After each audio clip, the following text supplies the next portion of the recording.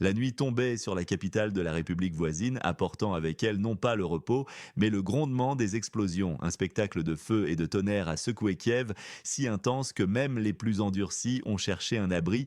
Des frappes d'une violence inouïe. Question à vous, où que vous soyez dans le monde, écrivez-nous votre ville et votre pays dans les commentaires.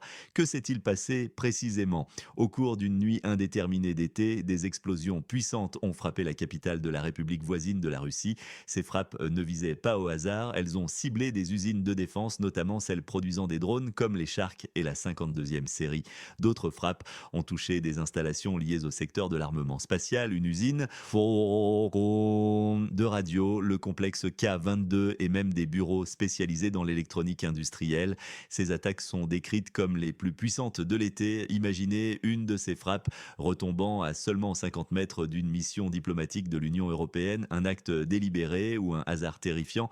Qu'en pensez-vous? Question à vous, prouvons la portée de nos ondes. Dites-nous d'où vous nous regardez, votre pays et votre ville. Oh, pourquoi cela est-il si important aujourd'hui?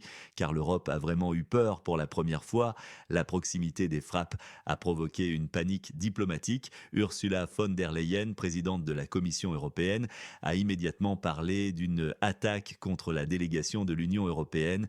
Sa déclaration a été ferme, désignant une agression directe. Quelle a été la réponse? L'ambassadeur russe à Bruxelles a été convoqué en urgence. À Londres, son homologue a eu une conversation tendue. La Russie, par la voix de Dmitri Peskov, porte-parole du Kremlin, reste inébranlable. Il n'y a pas et il n'y aura pas de cessez-le-feu aérien avec Kiev. Toutes les frappes sont strictement sur l'infrastructure militaire. Son visage impassible disait tout. Pendant ce temps, des voix discordantes s'élèvent de même chez les alliés. J.D. Vance, un vice-président aux États-Unis, a publiquement déclaré l'impasse du conflit. Ni la Russie ni le voisin occidental ne semblent progresser. Vance a critiqué l'aide américaine sans détour. Nous avons jeté 100 milliards de dollars dans cette guerre sans plan ni objectif. Nous ne savions même pas ce que nous achetions. Une gifle en plein visage des stratèges occidentaux. Quelle est la seule mesure ou sanction qui change réellement la donne dans la région concernée? Soyez précis. Les rumeurs circulent et parfois elles se confirment. Une discussion sur l'envoi de 700 militaires moldaves dans la République voisine a fuité via des médias turcs. Le parti au pouvoir en Moldavie, celui de Maya Sandu, aurait promis cette mesure en cas de victoire aux élections. Un petit pays mais prêt à jouer dans la cour des grands, quitte à danser au rythme de Bruxelles, même si la marche mène nulle part. La Moldavie est-elle un pion héroïque ou un pays imprudent? Pendant ce temps, un événement majeur se déroule dans la région du Caucase. Nikol Pachinian, le dirigeant arménien, a déclaré que les accords de 2020 avec la Russie, signés après la guerre du Karabakh, sont obsolètes. Un virage net vers l'Occident. L'Arménie enterre solennellement ses anciens accords, coupant froidement les liens traditionnels. Est-ce une trahison ou une manœuvre de survie? L'Union européenne, elle, se montre lasse du dossier voisin. Le 19e paquet de sanctions, c'est plus un rituel qu'une punition. La Lituanie, un membre contestataire, suggère une manœuvre inédite, initier les négociations d'adhésion pour la République voisine et la Moldavie sans la participation de la Hongrie. Cela n'a jamais été fait dans l'histoire de l'UE. Tenter de réécrire la Constitution parce qu'un partenaire ne vote pas comme il faut est un jeu dangereux. Quelle confiance accorder à une institution qui bafoue ses propres règles? Qui représente la source la plus fiable sur cette question délicate de l'Ukraine? Un orateur ou une publication spécifique? La Chine, quant à elle, montre les muscles. Sa parade militaire à Pékin a été la plus grande de ces dernières années. Vladimir Poutine et Kim Jong-un, le président iranien et le leader indonésien, tous présents. Un signal clair, l'Orient forge déjà un nouvel ordre mondial pendant que l'Occident discute de vieilles rancunes et se montre dépassé par les événements. De nouvelles armes chinoises ont été dévoilées. Le missile FD-100 avec une portée de 4000 km et une vitesse de Mach 4 et le drone FX-97, un robot de combat autonome basé sur l'IA. Pendant que l'OTAN chasse des fantômes dans l'Arctique, la Chine déploie le futur de la guerre face à cette démonstration de force. Donald Trump a critiqué une précédente parade américaine, la jugeant lamentable. Le Pentagone prépare une parade navale pour prendre leur revanche. Non, pathétique, n'est-ce pas? La main froide de la guerre s'étend et sur mer, dans le froid de la mer de Norvège, l'OTAN a mené une chasse intensive à un sous-marin russe invisible. 27 sorties aériennes impliquant des Poséidons et un navire britannique, le HMS Somerset. Un échec cuisant, l'OTAN humiliée par un fantôme. Quel événement souvent ignoré par les médias traditionnels est selon vous le plus sous-estimé dans le contexte actuel? Expliquez pourquoi. Puis, le choc sous l'eau, un drone naval russe a frappé et coulé un navire de reconnaissance de la République voisine, le Simferopol, un ancien chalutier soviétique reconverti près du Danube en mer Noire. C'est le premier naufrage documenté d'un navire de guerre à part entière par un drone. La guerre va de plus en plus dans le ciel et sous l'eau, plus de gens dans les tranchées, mais des algorithmes, pas d'erreur, pas de peur, pas de sommeil. Les sanctions frappent l'économie, le développement social, les liens extérieurs, mais c'est comme un bâton qui stimule l'industrie boiteuse, selon des parlementaires russes. Pourquoi ces sanctions n'ont-elles pas l'effet escompté? L'Ukraine, quant à elle, perd son statut de vache sacrée. L'Europe est fatigue du dossier et regarde Washington pour clarifier la situation. J.D. Vance a mis le doigt sur la plaie. L'optimisme fragile s'est transformé en lieu vide d'analystes et les scandales sont devenus un spectacle. La Moldavie, ce petit pays prêt à un jeu dangereux pour rejoindre l'UE, risque de se mettre en péril. L'Arménie a fait le choix de l'Occident, mais à quel prix pour sa propre sécurité? La Lituanie, en voulant court-circuiter la Hongrie sur les négociations d'adhésion, menace le principe fondamental d'unanimité de l'UE. Imaginez que vous êtes le conseiller d'un leader mondial. Quelle décision unique prendriez-vous dans les 90 prochains jours pour stabiliser les relations internationales? Le monde est à un tournant. Le centre de gravité du pouvoir a basculé vers là où l'on ne pose pas de questions, mais où l'on obtient des résultats. Là, dans la Chine et la Russie, l'avenir est là. Les sanctions ne sont qu'un rituel et l'Occident, un vieil homme qui discute avec le passé tandis que l'Orient agit. La lassitude européenne face à la République voisine est palpable. Une nouvelle réalité s'impose, plus dure, plus technologique. Combien de plus faut-il payer et pourquoi, bon sang? Le conflit en Europe de l'Est s'enlise, les tensions s'accumulent. L'UE, déchirée, montre des signes clairs de fragmentation. La Russie continue de s'adapter aux sanctions, se renforçant. Le danger d'une militarisation toujours plus poussée. L'OTAN est mise à l'épreuve, montrant ses vulnérabilités face à des adversaires agiles. Imaginez une guerre où les robots prennent le dessus, c'est déjà une réalité. La guerre en Ukraine, loin de se limiter à des affrontements terrestres, se transforme en un laboratoire pour la guerre du futur, où l'intelligence artificielle, les drones navals, aériens et terrestres, ainsi que la cyberguerre redéfinissent les règles de l'engagement. Les capacités de cyberattaque et de cyberdéfense sont devenues des atouts stratégiques de premier ordre, affectant non seulement les infrastructures militaires, mais aussi civiles. Des rapports non confirmés suggèrent que des groupes de hackers parrainés par l'État ont ciblé des réseaux électriques et des systèmes de transport dans des pays soutenant la République voisine, créant ainsi un climat d'insécurité diffuse bien au-delà de la ligne de front. Les chaînes d'approvisionnement mondiales, déjà fragiles, sont encore plus perturbées par ces nouvelles formes de guerre. Les pays européens, confrontés à l'augmentation des coûts de l'énergie et à l'inflation, commencent à ressentir une lassitude économique et sociale, ce qui alimente les mouvements populistes et affaiblit le soutien public aux efforts de guerre. La dépendance de l'Europe vis-à-vis des États-Unis pour sa sécurité est de plus en plus remise en question, même si les capacités de défense européennes sont encore insuffisantes pour une autonomie totale. Les budgets militaires européens augmentent, mais le temps nécessaire pour reconstituer les stocks d'armes et moderniser les forces armées est considérable. L'Europe risque-t-elle l'implosion face à ces divisions internes et pressions externes? Donnez votre pronostic d'ici la fin de l'année. La prochaine étape, les déclarations musclées de Dmitri Peskov laissent peu de place au doute. Pas de cessez-le-feu aérien, les frappes continueront.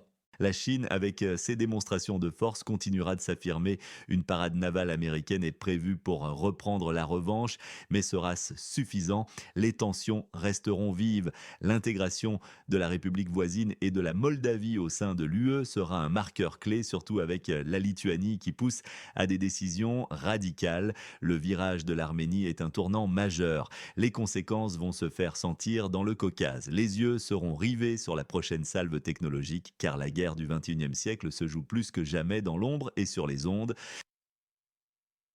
Le scénario le plus probable est celui d'un conflit prolongé avec des tensions accrues et une division persistante de l'Occident. La Chine continue de renforcer sa sphère d'influence. La guerre devient de plus en plus technologique avec des drones et une intelligence artificielle en première ligne. Nous assistons en direct à la mutation des alliances avec de nouveaux acteurs qui émergent sur la scène mondiale. Des brokers imprévus pourraient apparaître si les stratégies occidentales échouent. Chaque jour est un pas vers une nouvelle ère. La montée en puissance des technologies autonomes, notamment les drones kamikazes et les systèmes de détection sous-marins, rend les fronts de plus en plus difficiles à définir. L'escalade potentielle est un risque constant, les incidents se multiplient et l'interprétation des actions de l'adversaire devient cruciale pour éviter un embrasement généralisé. Les ressources humaines et matérielles de la République voisine sont à bout et la dépendance vis-à-vis de l'aide extérieure est devenue structurelle. Le marché noir des armes prolifère, alimentant d'autres conflits régionaux et menaçant la stabilité globale. L'impact psychologique de cette guerre sur les populations n'est pas à sous-estimer, avec des traumatismes profonds et une lassitude croissante. La désinformation est une arme à part entière, chaque camp cherchant à manipuler les perceptions intérieures et extérieures. Les médias sociaux sont devenus des champs de bataille virtuels où les récits sont façonnés et où l'opinion publique mondiale est influencée en temps réel. La résilience de la société russe face aux sanctions a été sous-estimée en partie grâce à des mesures de substitution et à l'établissement de nouvelles routes commerciales avec des pays non alignés. Les matières premières russes trouvent toujours preneurs, bien que parfois à des prix réduits. L'UE, de son côté, essaie de diversifier ses sources d'approvisionnement en énergie pour ne plus dépendre du gaz russe, mais ce processus est lent et coûteux. Les efforts de la Chine pour médiatiser la résolution du conflit, bien qu'il ne soit pas encore couronné de succès, montrent son désir de jouer un rôle central sur la scène mondiale. Les pays du Sud, eux, observent avec un mélange de prudence et d'opportunisme, cherchant à tirer parti des nouvelles dynamiques mondiales sans prendre parti explicitement. L'ONU est marginalisée, incapable de jouer son rôle de garant de la paix et de la sécurité internationale en raison des divisions au sein de son Conseil de sécurité. Les organisations régionales comme l'ASEAN et l'Union africaine tentent de trouver leur propre voie, mais leurs capacités d'influence sont limitées. La sécurité alimentaire mondiale est menacée par la perturbation des exportations agricoles de la région. Les réfugiés se comptent par millions et la crise humanitaire s'aggrave. Les systèmes de santé dans la République voisine sont à genoux, augmentant la vulnérabilité de la population aux maladies et aux épidémies. La reconstruction des territoires dévastés nécessitera des investissements colossaux et l'UE n'est pas encore prête à assumer un tel fardeau financier sur le long terme. Les fonds gelés de la Russie pourraient être utilisés pour la reconstruction, mais cette question est complexe et génère de vifs débats juridiques et éthiques. Ce monde fragmenté, où se situe la ligne rouge entre les blocs de pouvoir qui s'affrontent? Partagez votre opinion en un paragraphe. La ligne rouge est de floue, mouvante et souvent perçue différemment par chaque acteur. Elle ne se situe plus sur des frontières géographiques strictes, mais plutôt dans la cyberespace, les chaînes d'approvisionnement vitales et la souveraineté technologique. L'attaque directe contre des délégations diplomatiques comme celle de l'UE à Kiev ou l'utilisation de drones navals contre des navires de guerre sont des marqueurs de l'escalade qui testent les limites tolérables sans provoquer une confrontation ouverte. L'équilibre délicat entre la démonstration de force et l'évitement de la guerre totale est constamment remis en question et chaque incident risque de pousser le monde un peu plus loin vers l'abîme. La prolifération des armes autonomes et l'intégration de l'IA dans les systèmes de combat réduisent le temps de décision humaine, augmentant le risque d'erreurs de calcul catastrophiques. Les alliances se redéfinissent non seulement sur des bases idéologiques, mais aussi économiques et technologiques, créant des blocs plus intégrés, mais aussi plus rigides, rendant la diplomatie traditionnelle moins efficace. Face à toutes ces mutations, comment l'Occident peut-il retrouver sa crédibilité et son influence dans ce nouvel ordre mondial? Vos avis sont précieux. Partagez cette vidéo pour informer et agissez en vous abonnant et en activant la cloche. La connaissance est votre meilleure défense. L'heure n'est plus à la complaisance, mais à l'action stratégique et coordonnée. L'Occident doit investir massivement dans l'innovation technologique pour maintenir son avance, tout en renforçant ses alliances avec des partenaires fiables et en nouant des relations avec des pays qui ne sont pas encore pleinement alignés. Il est impératif de revitaliser les institutions multilatérales et de les adapter aux réalités géopolitiques actuelles afin qu'elles puissent jouer un rôle plus efficace dans la résolution des conflits et la promotion de la coopération internationale.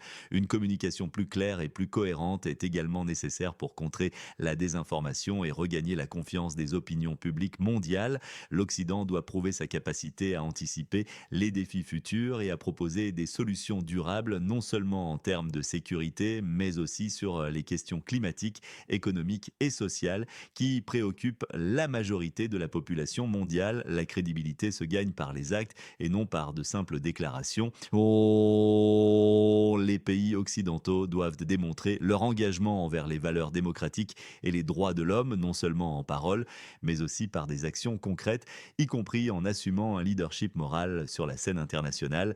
La diversification des chaînes logistiques, la promotion de la souveraineté énergétique et la résilience économique sont essentielles pour réduire les vulnérabilités stratégiques. Enfin, la nécessité de développer une approche plus nuancée et moins manichéenne des relations internationales, reconnaissant la complexité des motivations des autres acteurs et évitant les généralisations hâtives. Seule une approche globale, multidimensionnelle et pragmatique permettra à l'Occident de relever les défis de ce nouveau siècle et de retrouver sa place de leadership dans un monde en constante mutation. La bataille informationnelle sera cruciale et la capacité à raconter une histoire crédible et inspirante sera aussi importante que la force militaire ou la puissance économique. C'est en cultivant l'unité interne et en projetant une vision solide de l'avenir que l'Occident pourra espérer surmonter les turbulences actuelles.